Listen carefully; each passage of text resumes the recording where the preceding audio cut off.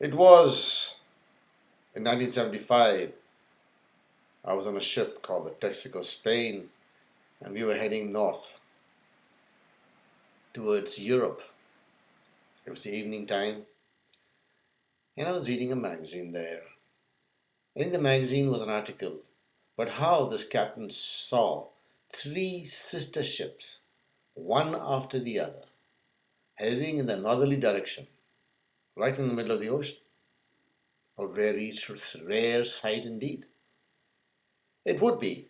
To find a passing ship is very rare, though it's more probable than rare.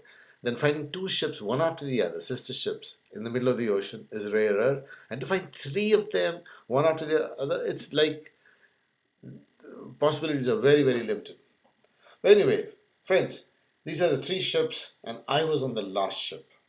Now, how I came about on that whole scenario is that I was on a ship called the Texaco Plymouth, and we were coming from Australia going to the Persian Gulf in the Indian Ocean. It was 2 o'clock in the morning, in the 12 to 4 watch. I was the navigating officer there. I was enjoying the weather. The weather was so good.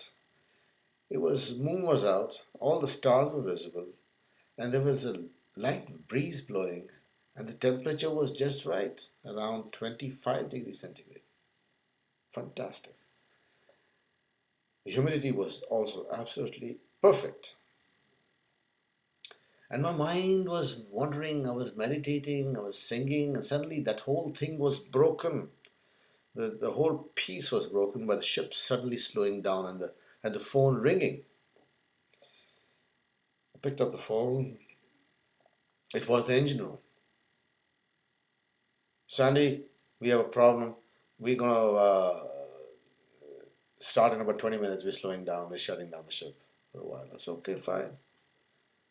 Well, I came back to the bridge wing and I continued my daydreaming, my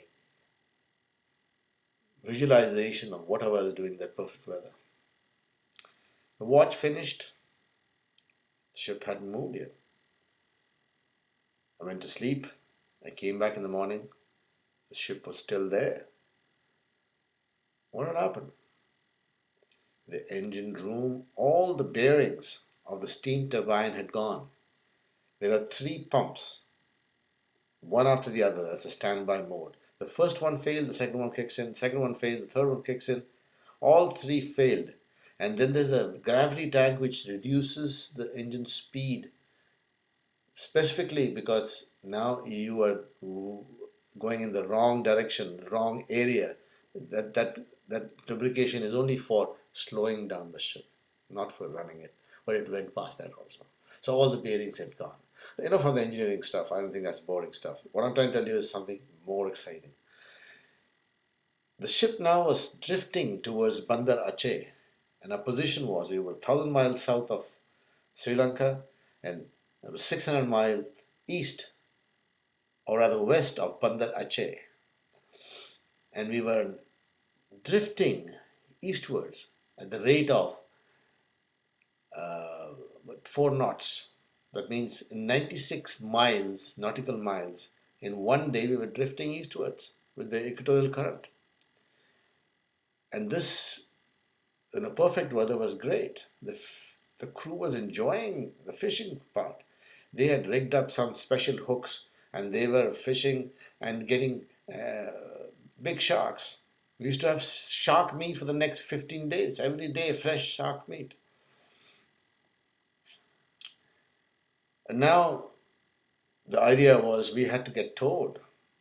And the people in Singapore are calling, come, Captain, we're going to come on board and we're going to help you. And of course, this is salvage rules and all that. So it's a big no in the shipping industry. If you can do it yourself, do it. Otherwise, it's very expensive.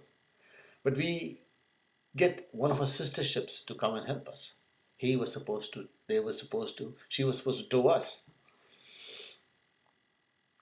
Now, to make the arrangements for towing, one had to join their wire, our wire, which we are going to give them, the other end to our anchor cable.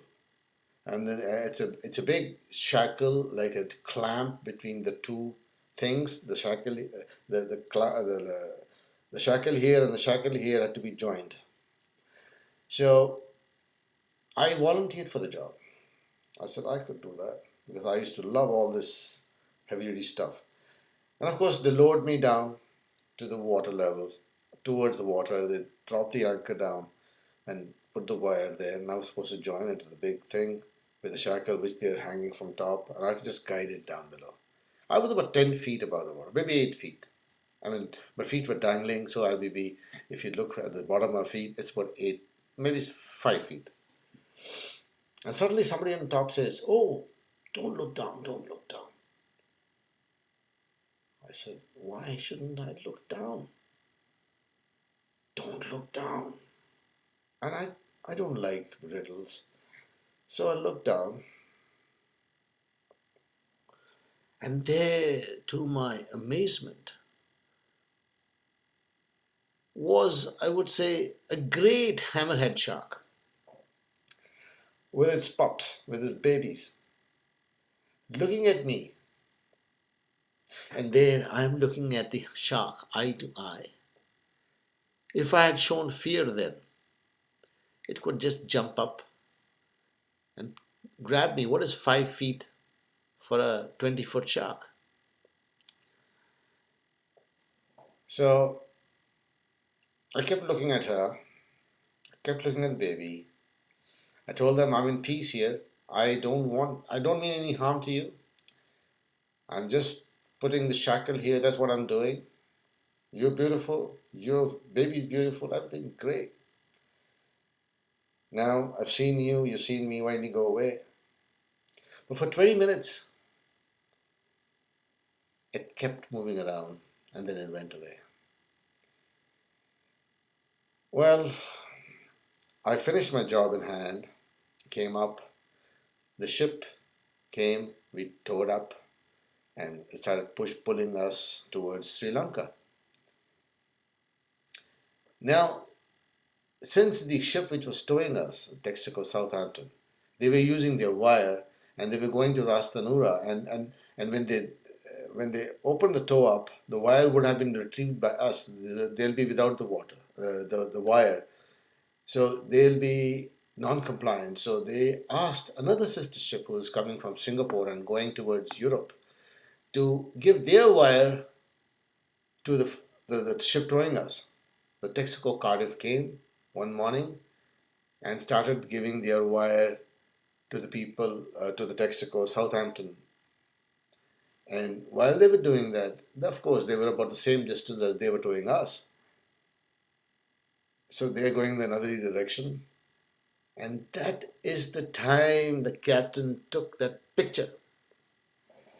And that is the rare occasion where you have three ships of equidistant distance between each other and having the same livery, the same color scheme, the same size, because they're all sister ships.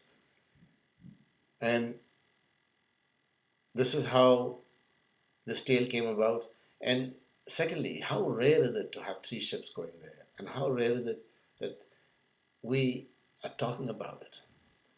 All these thoughts were mentioned and it's in a thought form. I was one who was actually doing the actions, but for you it's a thought form, and for me it's a thought form. And these things happen, come and go.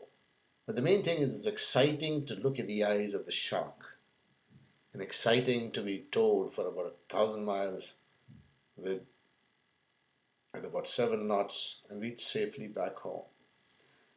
Thank you. Maybe next time a little better tale. I hope you enjoyed it. Thank you.